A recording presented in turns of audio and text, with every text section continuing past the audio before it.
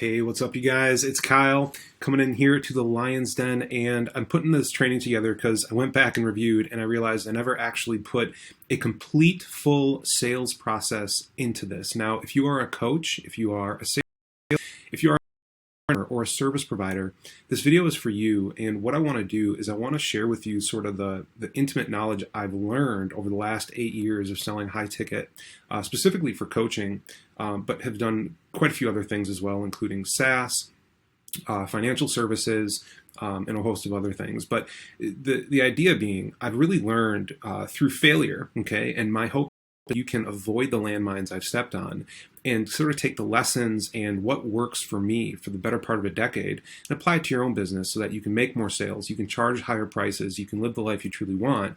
Because ultimately, if you're not living the life you want right now, it's simply because you are not doing the things that have worked, okay? And I have had the pleasure 8 years ago. Who am I, right? 8 years ago, I was running a CrossFit gym. I was on in my 9th or 10th year, and I had been running that CrossFit gym for a really long time. We did fairly well. We were up to about 230, 240 clients. I had a staff of 7 coaches underneath me. I had a business partner, 6,000 square foot facility. The thing was jamming. And yet, our revenues, especially when you have a business partner and you split everything down the middle, was not supporting me in the way I wanted to provide for my family. And I took it upon myself to get resourceful and figure out what can I do within what I already have available to me that will allow for me to earn without impacting negatively the business, right? Because all those coaches' livelihood depended on me. My business partner, his livelihood depended upon his income, but I needed to do more. And every time I did more for that business, I found myself not gaining from that as much as I wanted to. Maybe you guys have been in a similar position. And so what I decided is, and this is in a this is in a small agricultural community, right? There's people who they would rather settle into a bar stool than a barbell, that's for sure. And we had a decent client acquisition funnel running, but again, I was not able to make enough to just have the life that I wanted, to be able to travel, to be able to pay for private school for my son, to be able to get him the occupational therapy he needed, to be able to take trips and vacations to far off exotic lands. And so I needed to figure it out. And what I ended up doing is, in this tiny little community, I started actually raising my personal training rates, and I decided I was going to take on some personal training clients, and I was willing to give up a few hours a week to be able to actually earn a significant amount more. And so I decided I was going to start selling my personal training for $150 a session. Now, you have to understand where I was coming from. Most people were charging about $30 to $50, okay? So I'm significantly more expensive. But what I wanted to get from that was the ability for me to just do some work, be able to earn from that work, have the business keep running on the side, right? But the cash flow I generated would go into my personal bank account, okay? Now, this can work if you have your own business. This can work if you have your own offer. If you're a sales rep, right, and you want to make more money, the idea is if you can charge more and you can sell it, and you can take on the work of all that activity, then you're allowed to earn more. That's flat out how it works, okay? Because if you're a sales rep, for example, and you go to somebody and they're selling their offer, let's say for $3K, and you want to make a higher commission than, let's say, 10% on cash collected, tell them you'll sell it for $10K, and then you keep $2K and they make the extra. Who's going to say no to that, right? Now, if you have the skills, the confidence, the ability to go do that, then you're basically able to write the ticket that you want for the rest of your life. And so when I started selling this, what I would do is I took on 5 clients, and it was for a year of personal training. And from that year, I charged them $150, 3 sessions a week. That's $22,000 a year that these people would pay me. So after 5 clients, I netted over $100K, was able to deliver that in a semi-private style, so three hours a week additional on my plate. But for that, I was able to earn an additional, essentially taking home another, $10K a month, just cash in hand. And so I realized, right, as I was going through that there was so much fighting to raise your prices in that industry at that time, right? There's a lot in the PT world is like, hey, you can't charge a lot. You're going, it's hurting people to charge them that much, sort of thing. But my perspective was different. My perspective was that the people who paid the most actually showed up and got through the hard work I would put them through to actually get the results. And so I had no qualms, no reservations, no issues with charging the actual value that I felt I was providing. And to be able to do that, right, taught me a lot about how to position things. Because if most people are charging $30 to $50 and they're offering very similar services, now I like to think I'm a great coach, but training is training, right? Like there's the right way to do it where you don't hurt people and they grow strong. And there's the wrong way to do it where you put everything on them and they get hurt. And that's the basics of it. And so there wasn't much variance in the actual training itself, maybe a little bit, but not to the extent of charging 3 times more.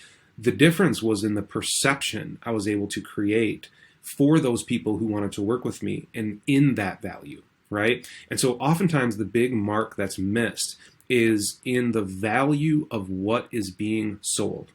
And I know might sound like something you've heard before, but I want you to really challenge yourself to listen deeply to this, because one of the biggest mistakes that I see people making is they start with their product, okay? They start marketing and they start appealing to their audience through the lens of, we have this awesome thing.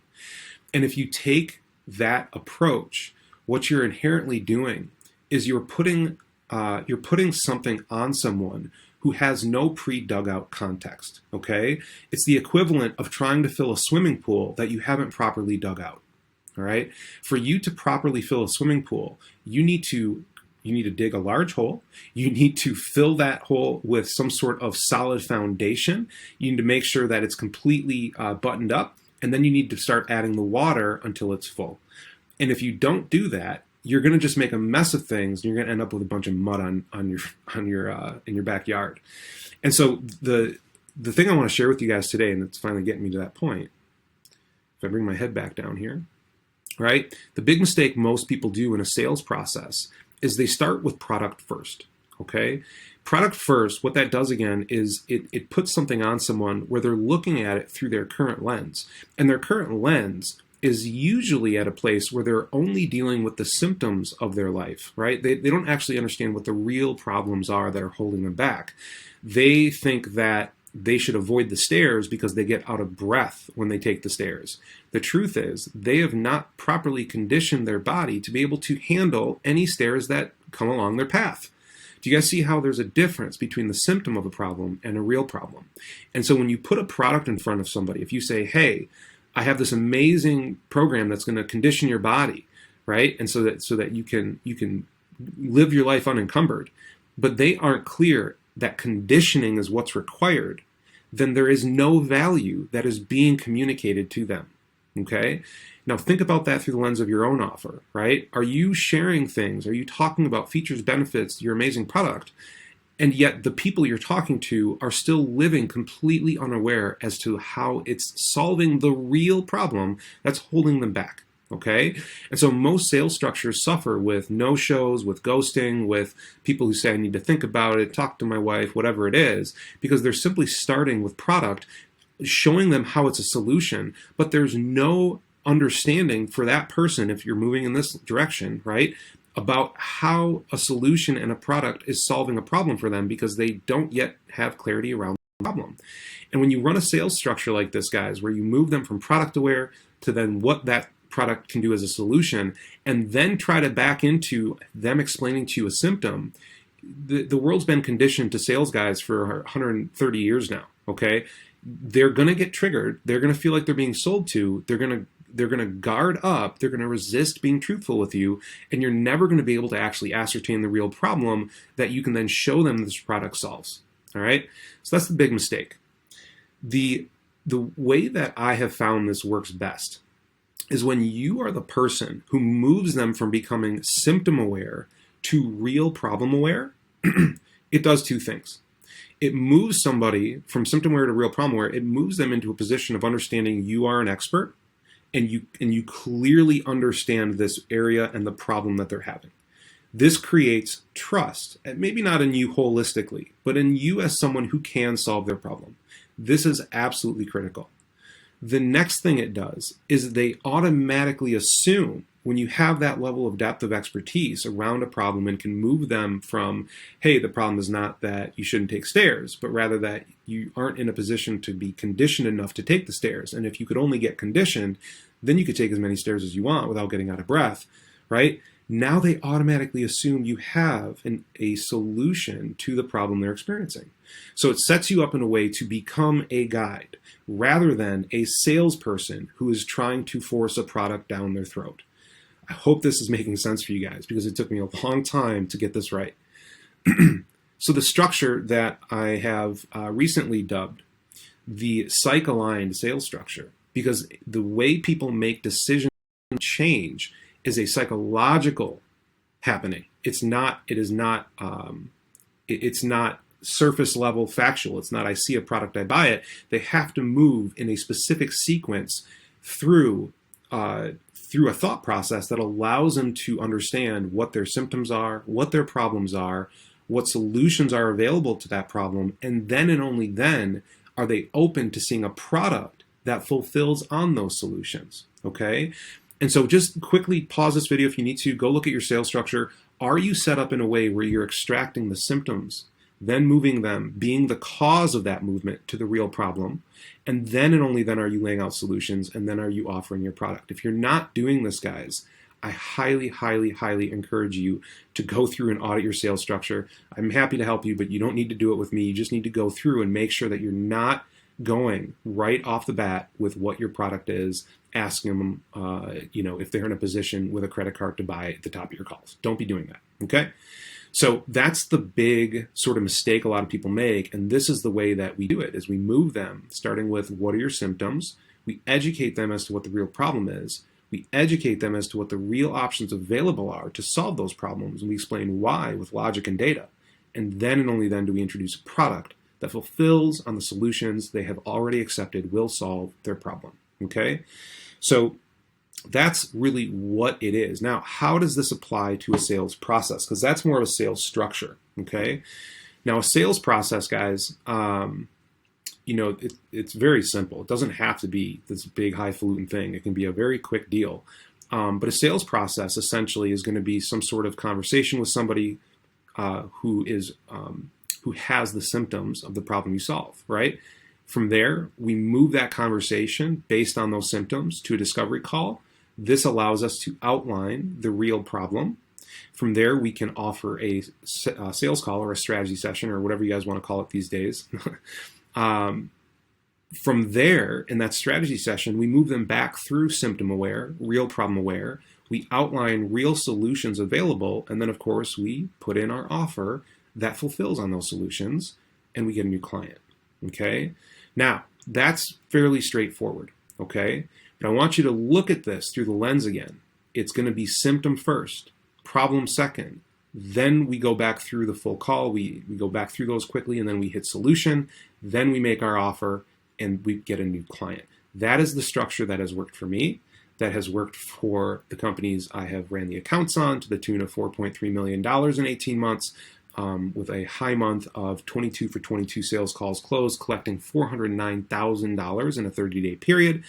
And it's continued to work for me and for my clients, and I hope it can work for all of you guys if you can take action and put this into your business if you're not already doing this, all right? Now, real question is, okay, how do we get here? How do we get to having that conversation around the symptoms? This is actually what I find most people struggle with, is they're getting ghosted, no one's replying to them, they're not getting traction, no one's taking calls, okay? And so for you to understand, again, how to get here, the same process that brings people through a sales structure, it's kind of the reverse. It's like a mirror in marketing, okay?